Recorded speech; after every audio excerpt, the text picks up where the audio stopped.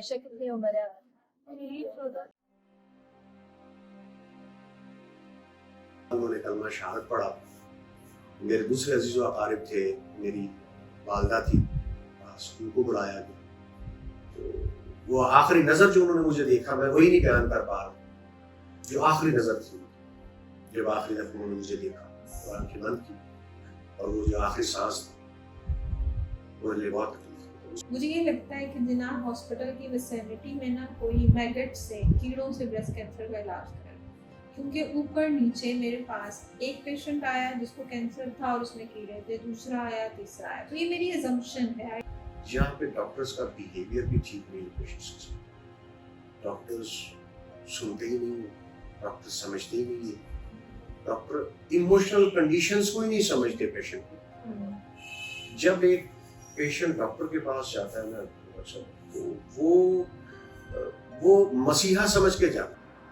यहाँ मोटरवे के बीच में बैठे मेरी ज़िंदगी को उतना ख़तरा नहीं है जितना पाकिस्तान की हर औरत को ब्रेस्ट कैंसर का ख़तरा है, क्योंकि यहाँ ख़तरा आते हुए मुझे दिखाई देगा, लेकिन वो ख़तरा दिखाई नहीं देता और जान लेने की नीयत से ही आता है। देखो, मैं हूँ, मेरे मामू हैं, चाचू हैं, खाला हैं, फुप्पो हैं, एक एक भी लगाओ तो ये हो गई 5 फैमिलीज़, और पाकिस्तान में हर 5 में से किसी एक फैमिली की एक औरत को ब्रेस्ट कैंसर का सामना करना ही पड़ता है।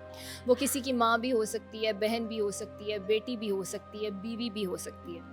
मैं तुम्हें डराना नहीं चाहती, लेकिन जब मैंने इंटरनेट पे सर्च किया तो मुझे पाकिस्तान में ब्रेस्ट कैंसर पे कोई भी एक ऐसी वीडियो नहीं मिली जो हकाइक से भरी हुई मुकम्मल तस्वीर पेश करती हो। इसलिए इस वीडियो में मैंने डॉक्टर्स की ज़ुबानी, पेशेंट्स की ज़ुबानी, पेशेंट्स की फैमिलीज़ की ज़ुबानी, कैंसर हॉस्पिटल्स की ज़ुबानी हकाइक से भरी हुई वो तस्वीर पेश करने की कोशिश की है जिससे हम अपने प्यारों की ज़िंदगियाँ बचा सकें, चाहे अगर उनको ब्रेस्ट कैंसर डायग्नोस हो चुका है या फिर उनको ब्रेस्ट कैंसर है और उनको मालूम नहीं। लेकिन ये है क्या, होता कैसे है, इतना अहम है भी जितना हमने बना दिया है। मुझे तो नहीं होगा, अगर मेरे घर में किसी को है तो मुझे कितना खतरा है। ऐसा क्या करूं कि मुझे ना हो जाए तो ज़्यादा से ज़्यादा क्या नुकसान हो सकता है, इलाज कैसे हो सकता, और अगर हकीम से इलाज करवाएं तो इसमें क्या बुराई है।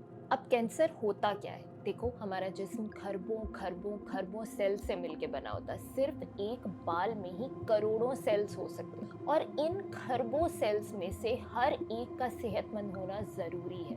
और अगर इन सारे सेल्स में से कोई एक सेल भी सेहतमंद ना हो तो वो कैंसर की शक्ल इख्तियार कर लेता है। बस ऐसा समझ लो कि हमारी पूरी दुनिया में अगर कोई एक इंसान भी करप्ट हो तो सारी दुनिया का वो हाल हो जाएगा जैसा डायनासोर्स का हुआ था। अब अक्सर तो हमारे जिस्म का कुव्वत मुदाफ़ियत ही इन कैंसर वाले सेल्स को ढूंढ के उनको मार देता, लेकिन कभी कभी हमारा सिस्टम उस सेल को ढूंढने में और उसको मारने में नाकामयाब हो जाता, जिसकी वजह से वो एक कैंसर वाला सेल अपने जैसे और मज़ीद कैंसर के सेल बनाना शुरू कर देता। और पाकिस्तान में ये कैंसर वाला सेल सबसे ज़्यादा ख़वातीन की छाती में बनता, जिसको ब्रेस्ट कैंसर बोलते हैं। अब चाहे ये एक चुटकी भर नमक के बराबर ही क्यों ना हो, इंसान को सिर्फ 6 महीने के अंदर ही कब्र तक पहुंचा सकता। अब इसकी मेनली 2 किस्में जन्म लेती, इन्वेसिव और नॉन इन्वेसिव। नॉन इन्वेसिव किस्म में कैंसर के सेल जहाँ पे बनते वो वहीं पे रहते और वहाँ रहते हुए अपनी तादाद को बढ़ाते रहते, जबकि इन्वेसिव किस्म वो वाली है कि जिसमें कैंसर के सेल जहाँ बनते वहाँ से और एरियाज में फैलना शुरू कर देते, और इनको अगर टाइम से रोका ना जाए तो ये खून के जरिए नसों में फैल के तुम्हारे बाकी बॉडी के एरियाज में भी फैल जाते। अब क्या ये इतना अहम है भी जितना हमने इसको बना दिया है? पाकिस्तान में 2025 में हर 9 में से किसी एक औरत को ब्रेस्ट कैंसर हो रहा है, और उनमें से हर 2 में से किसी एक औरत की डेथ हो रही है, जिसकी सबसे बड़ी वजह ये है कि तुम्हें इसका पता ही तब चलता है जबकि तुम्हारी ज़िंदगी के सिर्फ 2 या 4 महीने बचे होते हैं। और ये नंबर भी वो हैं कि जिन पे पाकिस्तान में किसी ने खुद से रिसर्च कर ली और हमें पता लग गया। असल नंबर तो इससे भी कहीं ज़्यादा खौफनाक हो सकते हैं। अब तुम ही फैसला करके बताओ कि ये इतना अहम है या नहीं। मुझे तो कभी नहीं होगा। पहली बात तो ये कि आज तक इस दुनिया में जिसके साथ जो भी बुरा हुआ है उसको यही लगता था। बल्कि ये भी हो सकता है कि अगर तुम रेगुलरली अपनी छाती का मुआयना करते भी हो तब भी तुम्हें पता ना चले। मेरा नाम डॉक्टर तौसीफात है। करंटली मैं प्रोफेसर ऑफ सर्जरी हूँ जिन्ना हॉस्पिटल में और हेड ऑफ डिपार्टमेंट भी हूँ सर्जिकल यूनिट 2 की। बीइंग अ वुमन कौन सी ऐसी चीजें हैं या 1 2 3 स्टेप्स फॉर एग्जांपल कि जो कि घर पे बैठ के मैं कर सकती हूँ to identify the first possible sign, not sign, symptom, जो कि मैं बेसिकली अपने आप में देखूंगी and that can be a breast cancer, और मुझे ऐसे कान खड़े कर लेने चाहिए कि मुझे डॉक्टर के पास जाना है।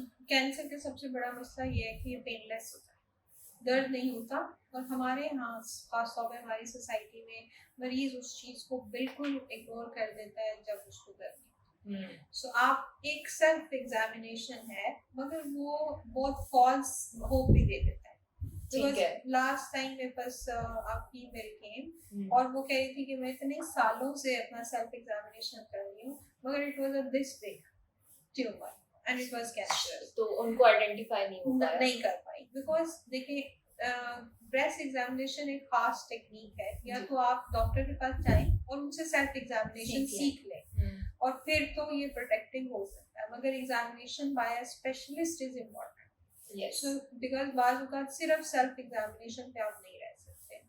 लेकिन अगर आपको घर पे जो बहुत बेसिक चीज है अगर वो करनी है तो वो आप अपने दोनों ब्रेस्ट चेक कीजिए उनको हाथ के साथ दबा के कि अगर उसके अंदर कोई गिटलियां हैं या फिर कोई डिस्चार्ज जैसे कोई निपल में से कोई चीज निकल रही है या फिर इवन पेनलेस है, दर्द हो रहा है, दर्द नहीं हो रहा, और अपने बगल के एरियाज जो हैं वो गिठली जो दर्द के बगैर है छाती में हो या बगल में हो, दोनों सूरतों में आपको डॉक्टर को कंसल्ट करना चाहिए। ठीक है। आपकी शेप ऑफ ब्रेस्ट चेंज हो जाती है, बाज़ का इतना छोटा ट्यूमर होता है कि वो निपल को अंदर खींच लेता है। सो निपल रिट्रैक्शन से भी सिर्फ पेशेंट यानी जो आपका निपल बाहर होना चाहिए वो अंदर की तरफ चला जाता है। बाद लोगों के पैदाइशी होते हैं which is not to be worry, लेकिन अगर रीसेंट चेंज है निपल रिट्रैक्शन का तो भी इम्पोर्टेंट है, या कोई एक ब्रेस्ट आपको दूसरी ब्रेस्ट से बड़ी लग रही है, शेप साइज में फर्क है, तो भी आपको किसी सर्जन से मिलना चाहिए। और ये बहुत अहम है कि आप सर्जन के पास जाएं, गायनेकोलॉजिस्ट के पास नहीं, बिकॉज ये डोमेन सर्जन की है और बाज़ औक़ात मिसलीडिंग हो जाता है गायनेकोलॉजिस्ट के पास। मैं ऐसा क्या करूं कि मुझे कभी ना हो। ये Jinnah hospital department of general surgery and oncology unit 2 का वार्ड है जहां पे ब्रेस्ट कैंसर के पेशेंट्स का भी इलाज किया जाता है।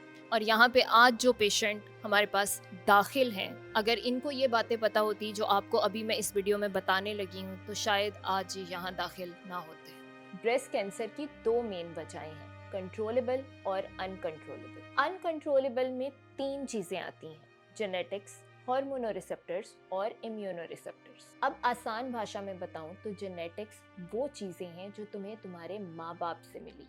हार्मोन्स मतलब वो वाले केमिकल्स जो हमारी बॉडी में बनते हैं जो मर्द को मर्द बनाते और औरत को औरत। और इम्यूनोरिसेप्टर्स यानी हमारी बॉडी का कुव्वते मुदाफ़ियत। और इन तीनों के ही टेस्ट होते, अगर इनको करवाया जाए तो ब्रेस्ट कैंसर को अर्ली डिटेक्ट किया जा सकता है, यानी टाइम से पहले पता लग जाएगा। जिन लोगों में जेनेटिक्स में फैमिलीज में करता है, फैमिली का मतलब ये नहीं है कि आपकी मदर इन लॉ को है या सिस्टर इन लॉ को है, बिकॉज ब्लड रिलेशन, और वो भी first degree blood relation which is आपकी मदर, आपके बहन भाई, ठीक है, एंड फादर, ये हैं ब्लड रिलेशन फर्स्ट डिग्री। इनसे आपका 3-fold इंक्रीज हो गया रिस्क फैक्टर। अब क्या करना है? अब ये करना है कि अब 3 आपके पास उस पेशेंट के पास जिसके जेनेटिक्स में है 3 ऑप्शंस हैं।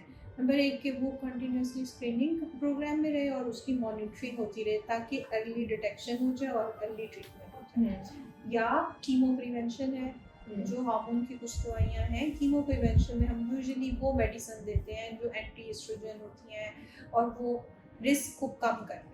इन पे हमारा सिर्फ इतना इख्तियार है कि कोई भी औरत जितना जल्दी शादी करके औलाद कर ले और उसको अपनी छाती का दूध पिलाए, उतना ही उसको हार्मोनल रिसेप्टर्स और इम्यूनो रिसेप्टर्स के ख़राब होने की वजह से ब्रेस्ट कैंसर होने के चांसेस कम हो जाते हैं। जिन बच्चों को अर्ली पीरियड शुरू हो जाते हैं और देर तक पीरियड्स रहते हैं, तो इसका ये मतलब है उनकी बॉडी हार्मोन से ज़्यादा पीरियड गुजरती है, उनमें चांसेस या उनका रिस्क फैक्टर ज़्यादा है।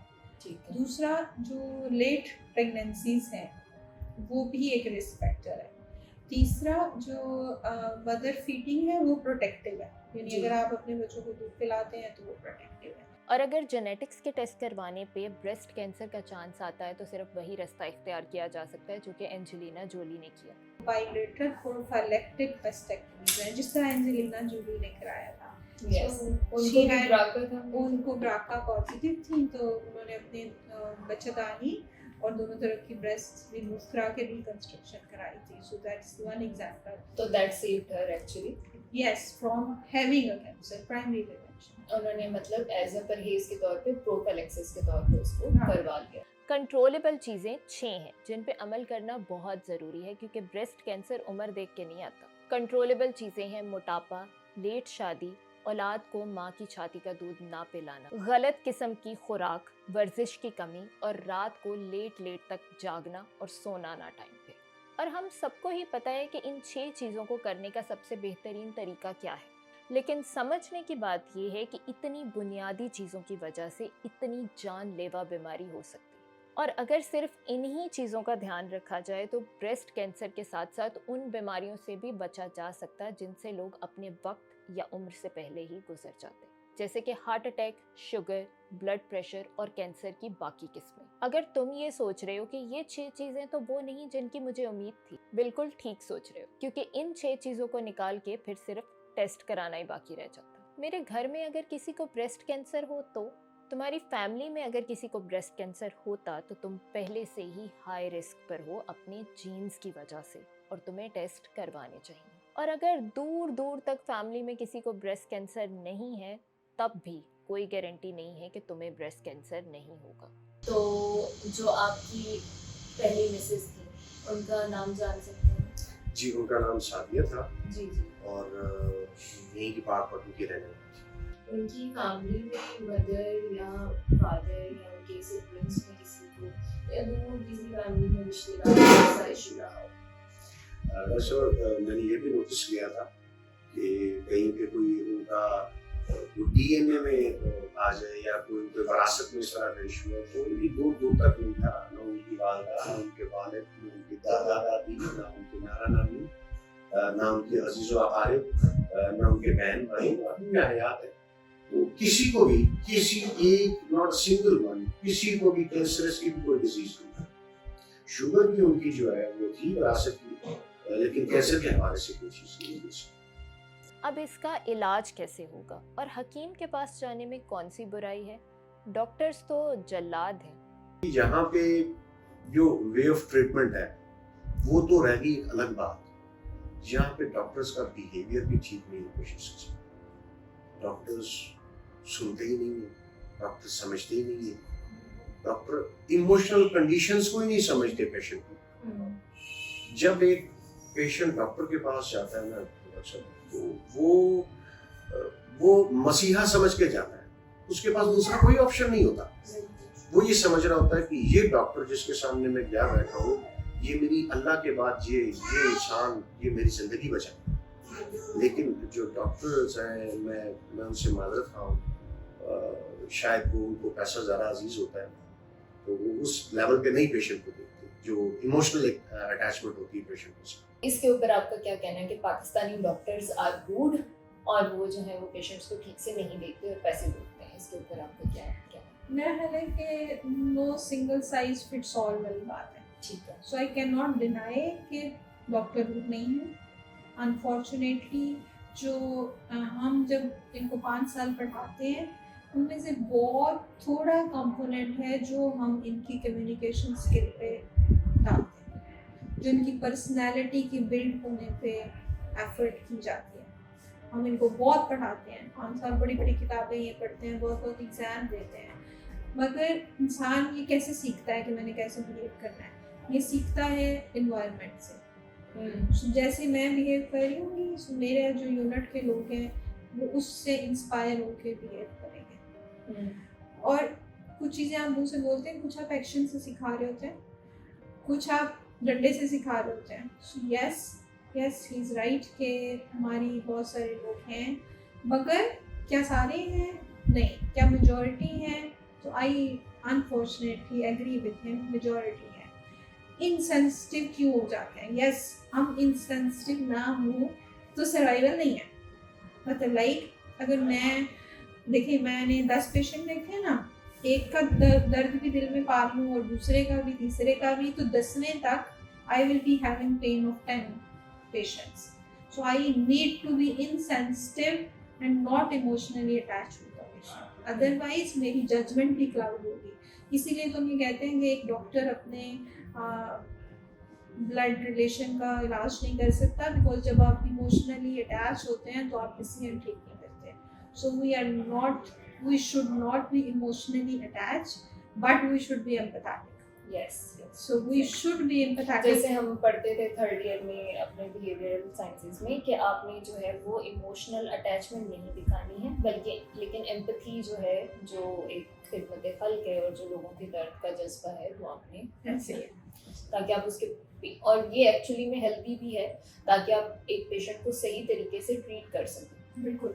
अदरवाइज तो आप हो सकता है बहुत सारी चीजें उनसे कहीं ना मुरब्बत में या इस जी. तरह से. गले लगा के रोना नहीं है, जी. लेकिन उसको बेस्ट केयर और अच्छे अल्फाज जरूर. आपके ख्याल से ऐसा है कि लोग जो है वो ज़्यादा टोटके या फिर नेचुरल हर्बल ट्रीटमेंट्स या पीर वाली जो चीज़ है या ऐसे कोई कहवा पीने लग गए, इस तरह की, मतलब कि जो इस तरह की चीज़ें हैं वो ट्रीटमेंट होने को डिले करती हैं या इवन कि मतलब कॉज ऑफ डेथ, किसी की मौत की वजह भी बन सकती हैं बिकॉज उन्होंने टाइम पे ट्रीटमेंट नहीं लिया और ये सब करते हैं. बिल्कुल बनती है. मुझे ये लगता है कि दिनार हॉस्पिटल की विसिनिटी में ना कोई मैगट से, कीड़ों से ब्रेस्ट कैंसर का इलाज करें, क्योंकि ऊपर नीचे मेरे पास एक पेशेंट आया जिसको कैंसर था और उसमें कीड़े थे, दूसरा आया, तीसरा आया. तो ये मेरी अजम्पशन है, आई डोंट नो. यस, कीड़े छोड़ दिए. जी, वो कहते हैं कीड़े खा देंगे आपका कैंसर. फिर जब पेशेंट आता है तो वो एडवांस हो चुका होता है, मेटास्टेसिस हो चुका होता है. आप मतलब देयर आर सो मेनी ये सच स्टोरीज. है. ऐसा जी, जी. मतलब ऐसे लोग आए हैं हमारे पास. जी जी, जिनकी छाती में कीड़े पड़े हुए होंगे बकायदा. ये नेग्लिजेंस है या लोग इस तरह से ट्रीटमेंट करते हैं. मुझे नहीं पता कि वो अस्पताल से क्यों डरते हैं, वो सुई से क्यों डरते हैं, उन कीड़ों से क्यों नहीं डरते. So, ये बहुत स्टोरीज है, बहुत नेग्लिजेंस है एक्चुअली. इस वीडियो का मकसद ज़िंदगियां बचाना है, और अगर किसी एक भी माँ, बहन, बेटी या बीवी की ज़िंदगी मेरी वजह से बच गई तो मेरा मकसद पूरा हो जाएगा. अपने घर की औरतों को रेगुलरली जनरल फिजिशियन से चेक करवाएं और ज़िंदगियां बचाएं.